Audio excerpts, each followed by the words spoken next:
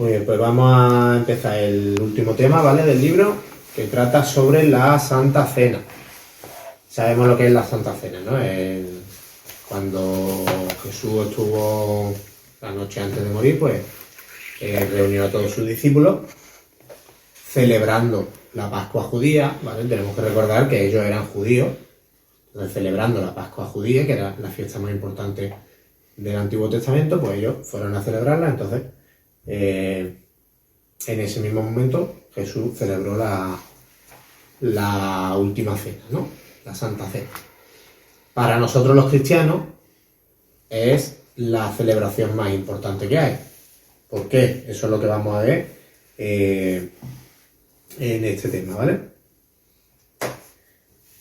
La simbología de la Santa Cena es el paso del pacto antiguo que Dios hizo con Moisés, la ley judía, ¿no? Los 10 mandamientos, todas las leyes y todas las normas que Dios le dio al pueblo judío. Es el paso de ese antiguo pacto al nuevo pacto, ¿vale? Que es el pacto de Jesucristo, el que hacemos con Jesucristo, en el que Él muere por nuestros pecados a cambio de que nosotros entreguemos nuestra vida a Él, ¿no? ¿Cuál es el propósito de la cena del Señor? ¿Vale?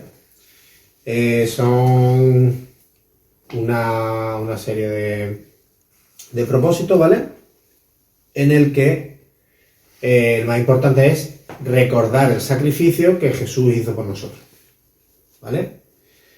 En la palabra dice, haced esto en conmemoración mía, ¿no? Eso lo hemos escuchado todo en la Iglesia Católica, en todo, se habla mucho de eso, ¿no? Entonces, el propósito más importante de la Santa Cena es el recordar que Jesús murió por nuestros pecados, ¿no? Además, la simbología del pan, cuando nosotros partimos el pan, estamos también rememorando ese partimiento, ¿no? Ese sufrimiento que tuvo Jesús, ¿vale? No solo recordamos su muerte, sino que también recordamos que algún día volverá, ¿vale? Dice la palabra, y os digo que desde ahora no beberé más de este fruto de la vid hasta aquel día en el que lo beba nuevo con vosotros en el reino de mi Padre. ¿Vale? Es decir, no solo recordamos la muerte de Jesús, sino recordamos que Él también volverá, ¿no? Y también simboliza la unidad del pueblo de Dios, la unidad de la Iglesia. Hemos dicho ya varias veces que somos un cuerpo, un solo cuerpo, todos los miembros de la Iglesia somos un mismo cuerpo y que Jesús es nuestra cabeza, ¿vale? Pues cuando nosotros nos reunimos para partir el pan y tomar del vino, realmente lo que estamos haciendo es unirnos como Iglesia, recordando a aquel que es nuestra cabeza y tomando todo el alimento de un mismo pan, ¿no? Entonces, la Iglesia se reúne alrededor de la Santa Cena para recordar también que somos uno, somos el cuerpo de Cristo, la unidad, ¿vale? Ahora, dentro de todo esto que recordamos, también tenemos que tener en cuenta los beneficios que nosotros obtuvimos cuando Jesús murió en la cruz, ¿vale? ¿Qué simboliza el pan? El pan, ¿qué dice la palabra? Este es mi cuerpo, que es entregado por vosotros para el perdón de los pecados, ¿vale?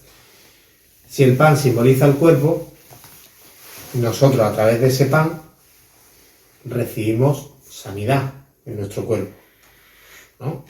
Entonces, cuando nosotros estamos cuando nosotros estamos tomando de ese pan, es un buen momento para pedir al Señor por nuestras enfermedades, por nuestros problemas, por nuestro bienestar, ¿no? Porque al fin y al cabo Dios entregó su cuerpo. Pues nosotros debemos pedir por ese cuerpo, por nuestro cuerpo también, ¿no? Es importante, también mucha gente se dedica a pedir para los demás, que está bien, intercesión, ¿no? Hablábamos, acordáis del tema de la oración, ¿no? Intercesión, pedir por los demás. Pero Dios también nos dio un beneficio en esa cruz, que es nuestra comunión directa con Él. Y somos su hijo. Vamos a pedirlo también por nosotros.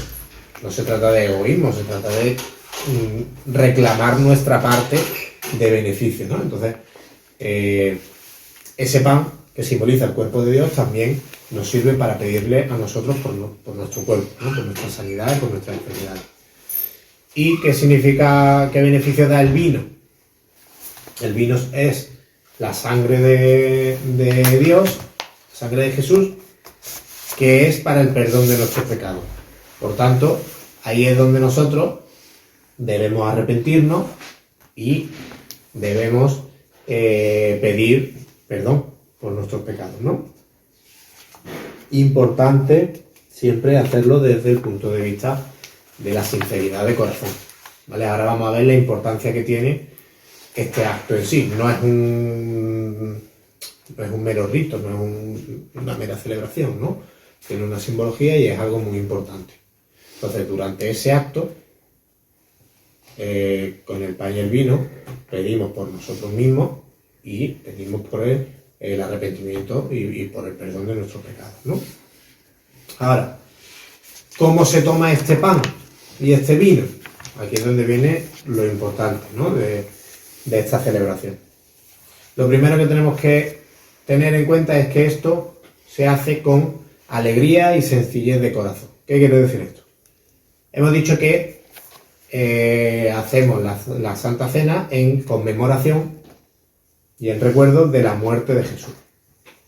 Eso no quiere decir que tengamos que hacerlo triste, ¿vale? No es recordar que Jesús murió y por tanto nosotros estamos tristes porque Jesús murió. No, al revés.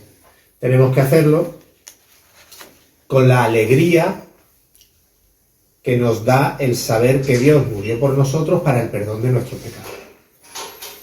¿Vale? Parece una tontería, pero es cierto. No podemos ir a la cena del Señor triste. Tenemos que ir alegres por el beneficio que es formar parte de su iglesia, por saber que Él algún día volverá, por saber que, aunque no lo merecemos, Él nos perdona y nos limpia, ¿no? Y que es con alegría y sencillez de corazón, ¿vale? Luego también es importante esperarse unos a otros. ¿Qué quiere decir esto? En la Biblia, en una de las cartas de Pablo, escrita a los Corintios, dice: pero al anunciaros esto que sigo, no os alabo. Es decir, Pablo le estaba echando un poquito la bronca a la iglesia de Corinto, ¿no? Porque no os congregáis para lo mejor, sino para lo peor. Pues en primer lugar, cuando os reunís como iglesia, oigo que hay entre vosotros divisiones.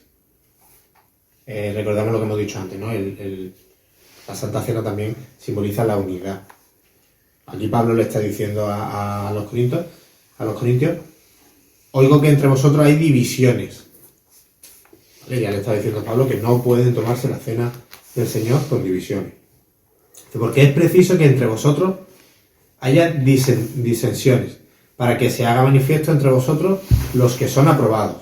Cuanto pues os reunís vosotros, esto no es comer la cena del Señor, porque al comer cada uno se adelanta a tomar su propia cena, y uno tiene hambre y otro se embriaga. Pues que no tenéis casa en que comáis y bebáis, o menospreciáis la iglesia de Dios y avergonzáis a los que no tienen nada. ¿Qué os diré? ¿Os alabaré? En esto no os alabo. ¿Qué quiere decir todo esto? Esto es una carta que escribe Pablo en el que manifiesta los errores que cometen los hermanos a la hora de tomar la cena, ¿vale? Es decir, estos hermanos tomaban la cena, ellos llegaban, se reunían antes, cenaban y después tomaban del pan y el vino. Entonces había otros hermanos que eran siervos o esclavos cristianos, ¿no? O pobres, o cualquier miembro más inferior, más pobre, que llegaban tarde a esa cena, porque tenían que trabajar, porque tenían que, lo que fuera. Entonces, cuando ellos llegaban ya no quedaba nada de comida.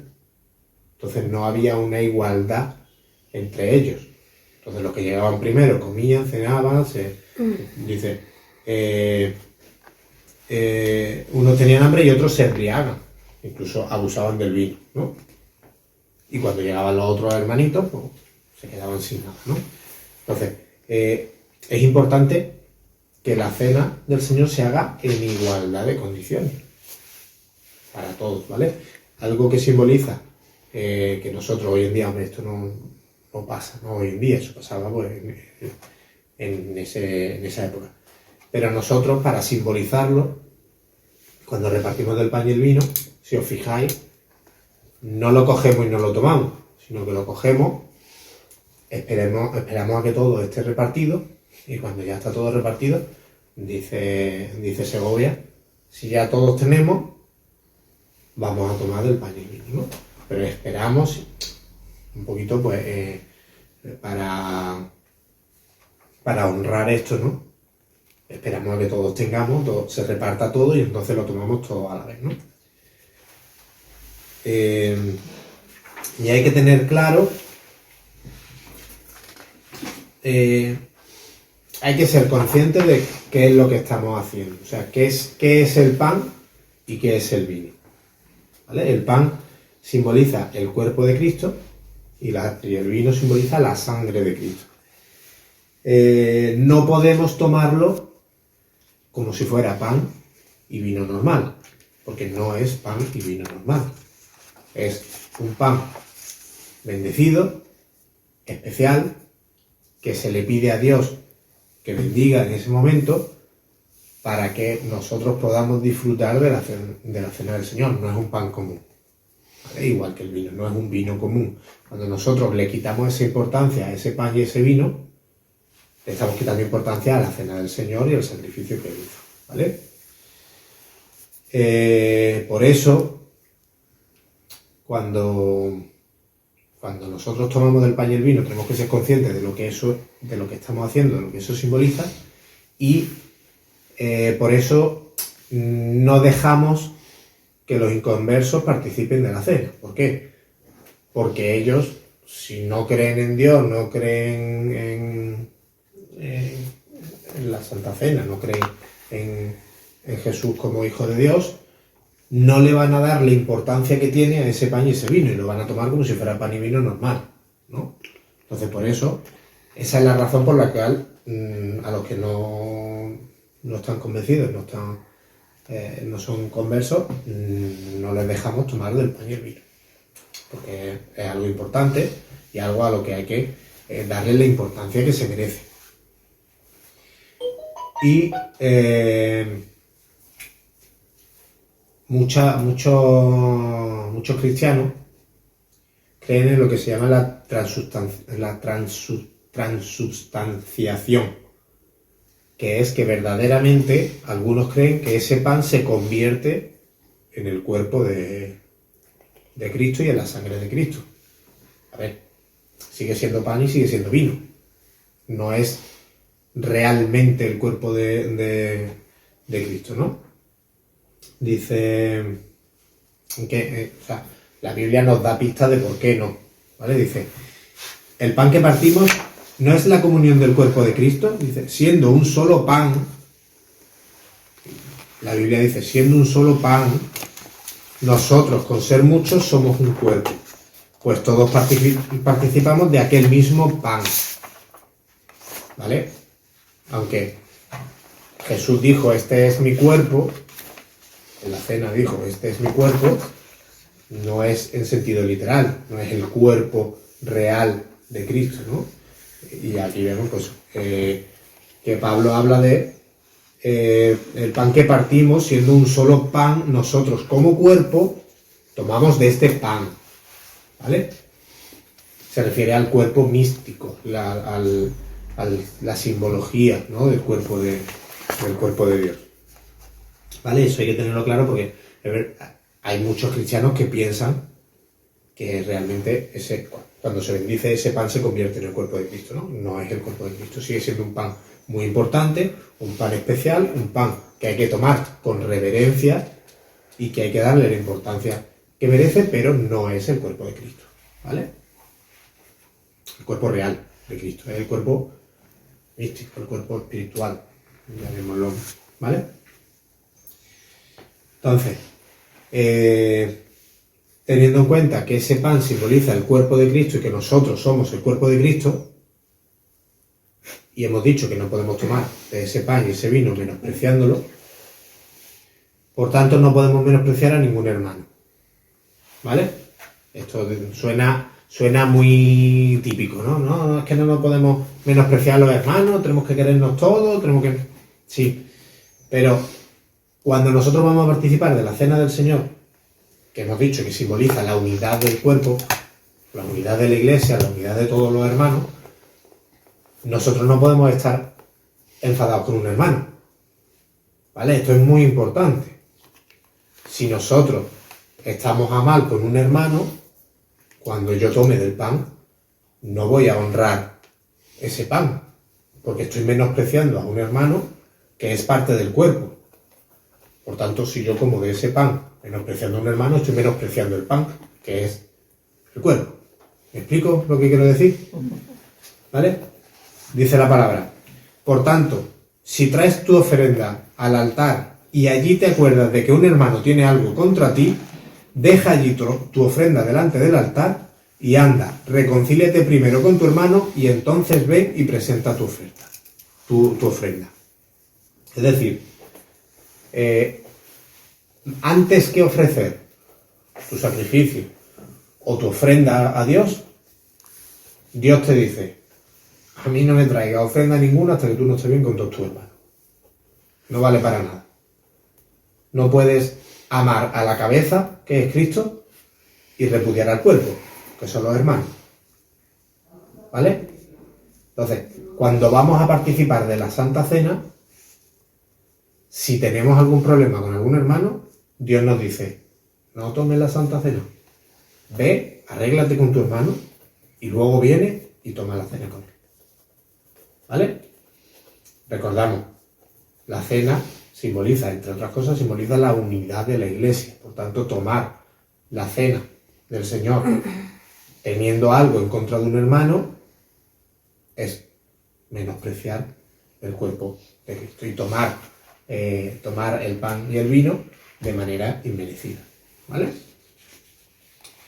¿Qué consecuencias tiene tomar el pan y el vino de manera inmerecida? No dándole el significado que tiene, menospreciando a algún hermano, no teniendo en cuenta todo esto que estamos hablando. Bien, dice la palabra que cuando comemos del pan y del vino sin darle esta importancia, comemos juicio. ¿Vale? ¿Qué quiere decir? Pues que estamos, en vez de obtener los beneficios de Dios, al revés, lo que nos estamos es condenando por menospreciar a Dios, ¿no? Por menospreciar el gesto que hizo Jesús de morir en la cruz. Si nosotros no tomamos dignamente esa cena, estamos menospreciando el sacrificio que Jesús hizo en la cruz. Por tanto, no estamos tomando bendición, estamos tomando condenación y estamos tomando juicio de Dios, ¿no? Además, si no le damos esa importancia de la muerte en la cruz, estamos siendo de algún modo culpables de esa muerte en la cruz, ¿vale? Porque Jesús murió por nosotros, por nuestros pecados, pero si no le damos esa importancia que tiene, entonces no estamos del lado de los que Jesús murió por ellos, sino que estamos del lado de los que lo crucificaron. ¿Me explico? No estamos recibiendo ese beneficio del perdón, sino que lo estamos menospreciando. Por tanto, es culpa nuestra. ¿Me explico bien? ¿O es un poquito lioso esto, ¿vale? Y después, incluso habla la palabra de que podemos llegar a enfermar, podemos llegar a tener algún tipo de problema, no físicamente, pero sí espiritualmente. Cuando nosotros estamos menospreciando el sacrificio de Cristo, nos estamos separando de Él espiritualmente, ¿vale? Cuanto más lejos estamos de Dios espiritualmente, más problemas nos vienen, más caemos, más vamos hundiéndonos en nuestros pecados, en nuestra forma de vivir desordenada, ¿no? Cuanto más cerca estamos de Dios, dijimos que más fuertes estamos en oración, más fuerza de voluntad tenemos para hacer las cosas bien, más fuerza tenemos para superar las tentaciones, ¿verdad? Cuando tomamos indignamente del pan y el vino, nos alejamos de Dios y por tanto viene lo contrario, ¿vale? No quiere decir que sea una debilidad o una enfermedad física. No por tomar injustamente el pan nos vamos a poner malos. Estamos hablando de una enfermedad espiritual, un enfriamiento, un alejamiento de Dios, ¿vale? Incluso si vamos menospreciando, podemos incluso morir espiritualmente, ¿no? Entendemos lo que es morir espiritualmente, separarnos completamente de Dios, vivir mi vida, y aunque nosotros hayamos decidido seguir a Cristo y haber nacido de nuevo, oye, podemos perdernos y podemos alejarnos lo suficiente de Dios como para morir espiritualmente. Acordaos del versículo, cuidad vuestra salvación con temor y temblor, ¿vale? Tenemos la salvación, sí, es un regalo, sí, hemos decidido cogerlo, sí, pero cuidado, podemos perderlo, ¿vale? Entonces, participar de la Santa Cena de manera indigna nos va alejando de Dios hasta poder enfermar espiritualmente, ¿no? ¿Entendéis el significado de lo que es enfermar espiritualmente y la muerte espiritual, ¿no? El separarnos completamente de Dios, ¿vale? Muy bien. Ahora, cuando recibimos este pan y este vino, es un buen momento para orar, para ponernos a bien con el Señor, para examinar nuestra vida, para ver qué estamos haciendo mal, ¿no? Hacernos un poquito de análisis de cómo estamos viviendo en esos momentos, ¿no? Para tomar el pan y el vino conscientes de nuestra situación espiritual. Es el momento para pedir por nuestras enfermedades, para pedir por nosotros, para pedir perdón por nuestros pecados, que Dios nos limpie, ¿vale? Y así poder tomar el del pan y el vino de manera digna y de manera lo merezcamos. Aunque eso se hace a través del perdón de Dios, ¿vale? Hablamos ya en varias ocasiones de que las obras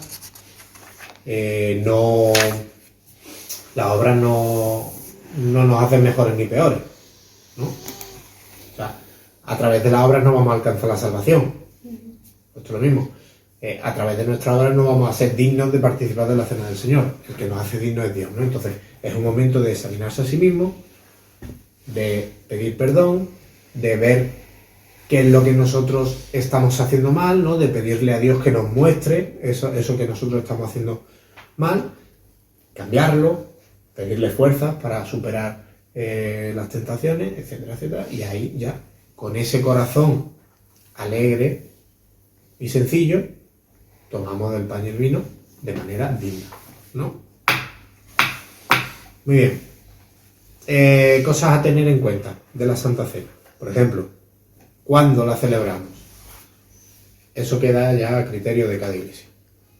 Hay iglesias que la toman todos los domingos, hay iglesias como nosotros que la tomamos una vez al mes, hay otras congregaciones que la toman una vez cada varios meses, ¿no?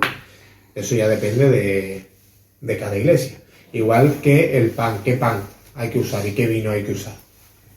Hay que usar, Jesús usó pan sin levadura, ¿no? Hay quien dice, no, pues si Jesús usó pan sin levadura, usamos pan sin levadura. Bueno, se intenta. Hay congregaciones que toman pan sin levadura, hay congregaciones que toman pan de molde, hay congregaciones que toman pan normal, ¿vale? Es cierto que Jesús usó el pan sin levadura.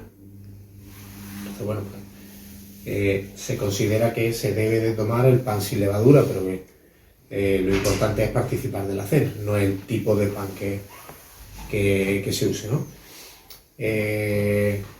Pedro tuvo una visión en el que... No, perdón, Pedro no. Pablo dijo el tomar, hablando de los judíos, ¿no? Que si o sea, si los cristianos debíamos o no debíamos tomar cerdo, ¿no? Y Pablo dijo, el que comas o no comas cerdo no te va a hacer más santo, ¿no? Lo importante es cómo tú lleves tu vida. Da igual que comas cerdo o no comas cerdo. Por comer cerdo no vas a ser peor, ni por no comer cerdo vas a ser peor, ¿no? Entonces, ¿qué pan usamos? Si podemos usar pan sin levadura, bien. Si no, pues no.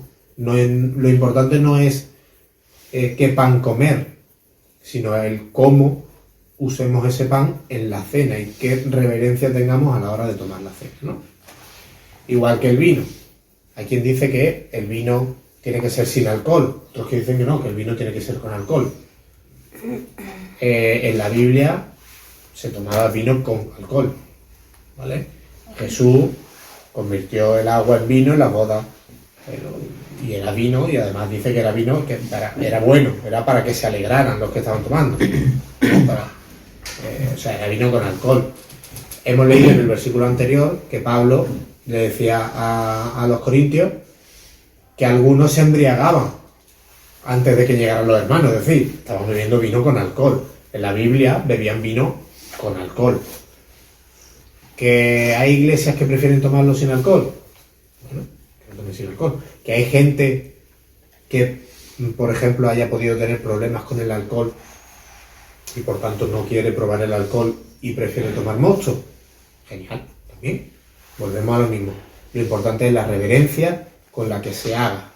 No lo que... No, es que si tomas vino sin alcohol, como Jesús lo tomaba con alcohol, y tú lo has tomado sin alcohol, ya no vale. No. Lo importante es con el corazón que tú lo hagas y la reverencia y la importancia que tú le des. ¿Vale?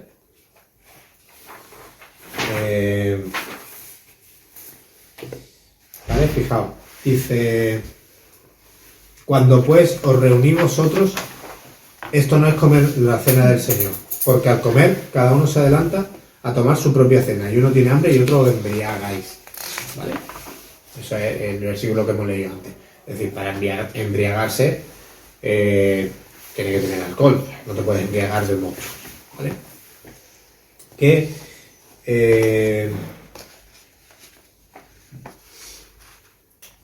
es curioso que Dios no prohíbe el consumo de alcohol, ¿vale? Dios lo que prohíbe es el consumo excesivo de alcohol, ¿vale? Bebed, pero no embriaguéis. Es decir, el vino se puede tomar con alcohol, pero no hay que pasarse, no hay que llegar a emborracharse, ¿no? Mucha gente cree que la Biblia prohíbe el alcohol, ¿no? Jesús bebía alcohol. Lo suficiente para no ponerse, ¿vale?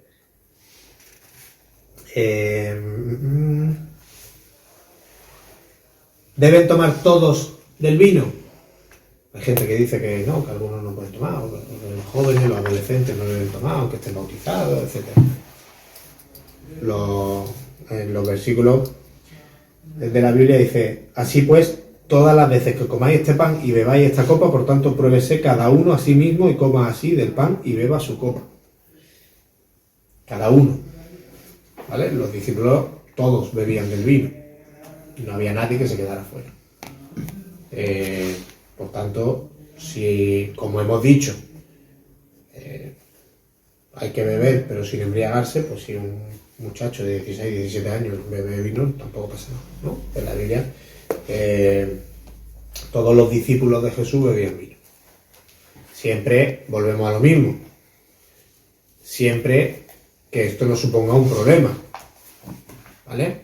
Si hay alguien que tiene un problema con el alcohol y el vino tiene alcohol, pues entonces que no beba, ¿vale? Puede provocarle a esa persona, puede provocarle un problema, ¿no? Pero en general lo normal es eso. ¿Y quién puede oficiar el partimiento del pan y el vino? En principio, lo mismo que el bautismo. Cualquier miembro consagrado de la Iglesia puede bendecir y puede oficiar el partimiento del pan y el vino. Pero, si estamos diciendo que tomar injustamente y sin darle la importancia que merece del pan y el vino a una persona puede acarrearle consecuencias, cuanto más le puede acarrear consecuencias a aquel que oficie el partimiento del pan de manera inmerecida, ¿no? Es decir, eso excluye pues a los hermanos recién convertidos o que llevan poco tiempo, ¿no? Normalmente pues se le da ese privilegio a gente que lleva ya varios años en el Evangelio, que son de probado compromiso con el Señor, ¿no? ¿Y qué es lo que se hace cuando se bendice el pan? Pues hay varios versículos en los que se habla de la Santa Cena, ¿vale? Nosotros, por ser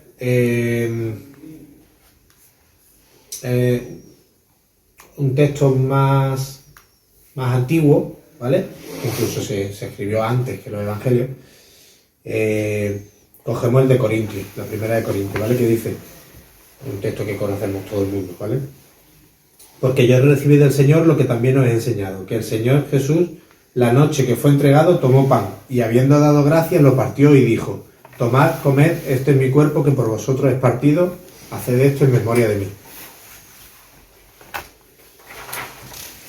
Asimismo, tomó también la copa, después de haber cenado, diciendo, esta copa es nuestro pacto en mi sangre, es el nuevo pacto en mi sangre. Haced esto todas las veces que la bebáis en memoria de mí.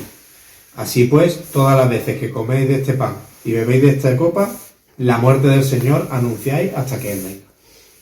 ¿Vale? Ese es el versículo que más se usa para bendecir el pan y el vino, ¿no?